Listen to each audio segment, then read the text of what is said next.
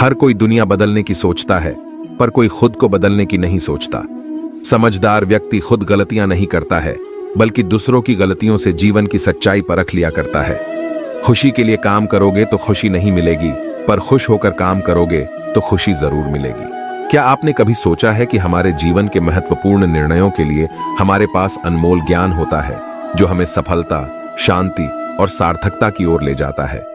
आज हम इसी अनमोल ज्ञान के बारे में बात करेंगे, जो भगवान श्री कृष्ण द्वारा दिए गए थे। इतिहास कहता है कि कल सुख था, विज्ञान कहता है कि कल सुख होगा, लेकिन धर्म कहता है कि अगर मन सच्चा और दिल अच्छा हो तो हर रोज सुख होगा। जीवन ना तो भविष्य में है और ना ही अतीत में है, जीवन तो केवल इस पल में है, अर्थात इस पल का अनुभव ही जीवन है। आज जो कुछ आपका है पहले किसी और का था और भविष्य में किसी और का हो जाएगा। परिवर्तन ही संसार का नियम है। जो मन को नियंत्रित नहीं करते, उनके लिए वह शत्रु के समान कार्य करता है। व्यक्ति जो चाहे बन सकता है, यदि वह विश्वास के साथ इच्छित वस्तु पर चिंतन कर। मनुष्य अपने विश्वास से निर्मित होता है। जैसा वह विश्वास करता है वैसा वह बन जाता है। कर्म मुझे बांधता नहीं, क्योंकि मुझे कर्म के प्रतिफल की कोई इच्छा नहीं। अपने अनिवार्य कार्य करो, क्योंकि वास्तव में कार्य करना निष्क्रियता से बेहतर है। फल की अभिलाषा छोड़कर कर्म करने वाला पुरुष ही अपने जीवन को सफल बनाता है। सदैव संदेह करने वाले व्यक्ति के लिए प्रसन्नता न इस लोक में है, न ही कहीं और। सज्जन पुरुष अच्छे आचरण वाले सज्जन पुरुषों में, नीच पुरुष नीच लोगों में ही रहना चाहते हैं। स्वभाव से पैदा हुई जिसकी जैसी प्रकृति है, उस प्रकृति को कोई नहीं छोड़ता। दैवीय संप्रदा से युक्त पुरुष में भय का सर्वथा अभाव और सबके प्रति प्रेम का भाव होता है। जो होने वाला है वो होकर ही रहता है, और जो नहीं होने वाला वह कभी नहीं होता। ऐसा निश्चय जिनकी बुद्धि में होता है, उन्हें चिंता कभी नहीं सताती। पूर्णता के साथ किसी और के जीवन की नकल कर जीने की तुलना में अपने आप को पहचान कर अपूर्ण रूप से जीना बेहतर है। समय से पहले और भाग्य से अधिक किसी को कुछ नहीं मिलता।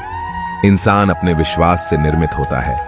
जिस प्रकार वह विश्वास करता है, उसी प्रकार वह बन जाता है। जब इंसान बेकार की इच्छाओं के त्याग कर देता है और मैं और मेरा की लालसा से मुक्त हो जाता है, तभी उसे शांति मिल सकती है। अच्छे कर्म करने के बावजूद भी लोग केवल आपकी बुराइयां ही याद रखेंगे। इसलिए लोग क्या कहते हैं, इस पर ध्यान मत दो, अपने कार्य करते रहो। बुरे कर्म करने वाले सबसे नीच व्यक्ति जो राक्षसी प्रवृत्तियों से जुड़े हुए हैं और जिनकी बुद्धि माया ने हर ली है, वो मेरी पूजा या मुझे पाने का प्रयास नहीं करते।